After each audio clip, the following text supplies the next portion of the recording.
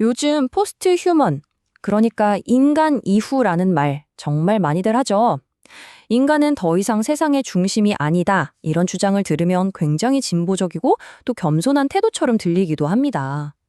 하지만 오늘 분석에서는요, 여기서 한 걸음 더 들어가서 아주 날카로운 질문 하나를 던져보려고 합니다. 과연 인간이라는 개념을 포기하는 게 정말 순수한 지적 진보일까요?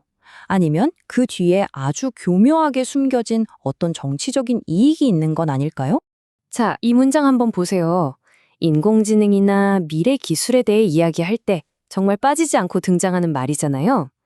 마치 우리가 지구가 우주의 중심이 아니라는 걸 깨달았을 때처럼 뭔가 지적으로 한 단계 성숙해지는 느낌을 주기도 하고요. 그런데 말이죠. 바로 이 지점에서부터 우리의 진짜 탐구가 시작됩니다. 우리 스스로 인간이라는 개념을 내려놓을 때 거기서 생겨나는 이익은 과연 누구의 주머니로 들어갈까요? 오늘 분석은 바로 이 질문의 답을 찾아가는 하나의 여정이라고 할 수 있겠습니다.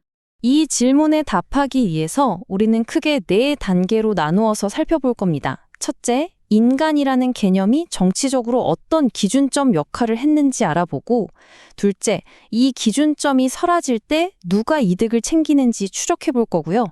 셋째, 그 결과 어떤 역설적인 상황이 펼쳐지는지, 그리고 마지막으로 왜 지금 이 시대에 인간을 다시 생각하는 것이 강력한 저항이 되는지 결론을 내려보겠습니다. 자, 그럼 첫 번째 파트, 인간이라는 기준점입니다. 여기서 우리가 기억해야 할 가장 중요한 건요, 정치의 세계에서 인간이라는 단어는 그냥 생물학적인 뜻, 그 이상이었다는 겁니다. 바로 이 기준점이라는 개념인데요.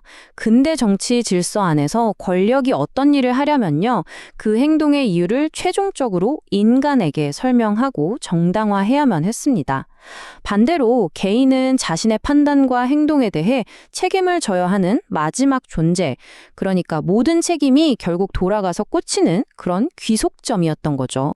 그런데 인공지능 알고리즘이 우리 대신 결정을 내리기 시작하면서 이 단단했던 구조에 금이 가기 시작합니다. 보시는 것처럼 책임이 더 이상 어떤 한 명의 인간에게 머무는 게 아니라 저기 보이지 않는 시스템이라는 곳으로 슬그머니 흩어져 버리는 거죠. 이건 그냥 기술이 발전했다 이런 차원의 이야기가 아닙니다. 책임의 주체가 증발해버리는 아주 중대한 정치적 사건인 셈입니다. 그렇다면 두 번째 파트로 넘어가서 이 책임이 사라진 텅 빈 공간에서 과연 누가 가장 큰 이득을 얻는지 그 권력의 흔적을 한번 따라가 보겠습니다. 이번 분석 자료에서는요, 이 거대한 권력 이동으로 이익을 보는 세계의 핵심 주체를 명확하게 지목하고 있습니다. 지금부터 하나씩 파헤쳐 보죠. 첫 번째 주체, 바로 국가입니다. 국가는요, 복지수급자를 고르거나 범죄 위험도를 예측하는 것처럼 아주 복잡하고 민감한 판단들을 알고리즘에 외주를 줘버립니다. 이렇게 되면 정치 과정은 자동화되는 것처럼 보이고 국가는 어떤 정책이 실패했을 때 그 정치적 책임으로부터 교묘하게 빠져나가면서 동시에 보이지 않는 통제력은 훨씬 더 강하게 줄 수 있게 되는 거죠.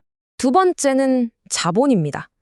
자본의 눈으로 보면 인간은 더 이상 존엄한 권리를 가진 존재가 아니게 될 수 있습니다. 여기 나온 것처럼 그저 데이터를 생산해내는 하나의 자원이거나 언제든 더 싼 기술로 바꿔버릴 수 있는 비용 항목으로 다시 계산되는 거죠. 인간이라는 개념이 흐릿해지면 흐릿해질수록 자본은 노동자를 보호해야 한다는 도덕적 의무감에서 점점 더 자유로워집니다. 그리고 마지막 세 번째, 바로 기술 시스템 그 자체입니다.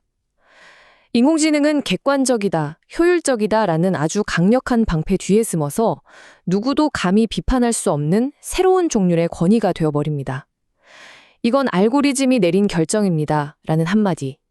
이 말이 사실상 그 결정 뒤에 숨어있는 모든 정치적인 의도를 가려버리고 권력을 향한 비판을 원천봉쇄하는 가장 강력한 무기가 되는 겁니다. 자, 이제 세 번째 파트입니다. 보호받지 못하는 자들의 역설.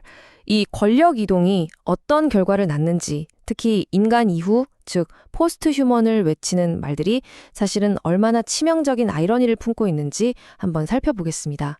이 비교 슬라이드를 보시면 그 모순이 극명하게 드러나는데요. 왼쪽을 한번 보세요. 인간 중심주의를 넘어서 자유로워진다. 와, 정말 그럴듯하게 들리죠? 해방의 언어 같습니다. 하지만 오른쪽의 정치적 현실을 보면 어떻습니까? 인간이라는 권리의 주체가 사라져버리면 우리는 부당한 권력에 저항하거나 국가의 보호를 요구할 수 있는 바로 그 최소한의 근거마저 잃어버리게 됩니다. 결국 개인은 권력 앞에 아무런 보호막 없이 더 취약한 상태로 내던져지는 셈이죠. 네, 이 문장이 오늘 분석의 심장을 꿰뚫는 한마디라고 할 수 있습니다. 인간 주체를 포기하는 것은 권력에게 책임지지 않을 자유를 부여하는 것이다.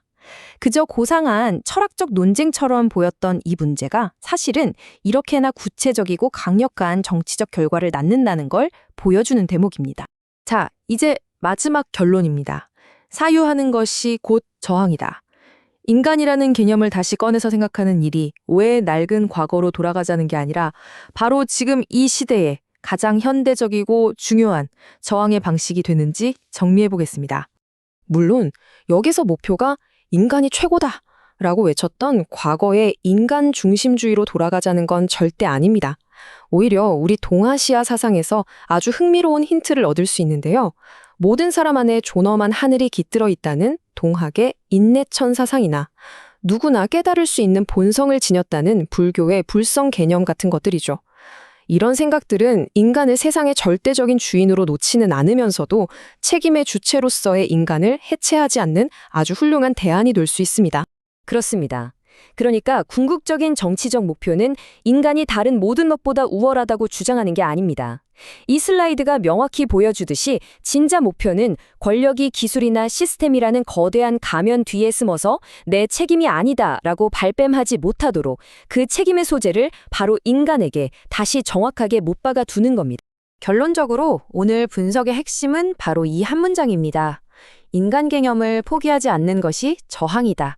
이것이 바로 인공지능 시대에 우리가 왜 이렇게까지 끈질기게 인간이란 무엇인가라는 질문을 다시 던져야 하는지에 대한 대답입니다. 궁극적으로는 권력에게 그 책임을 묻기 위해서 말이죠.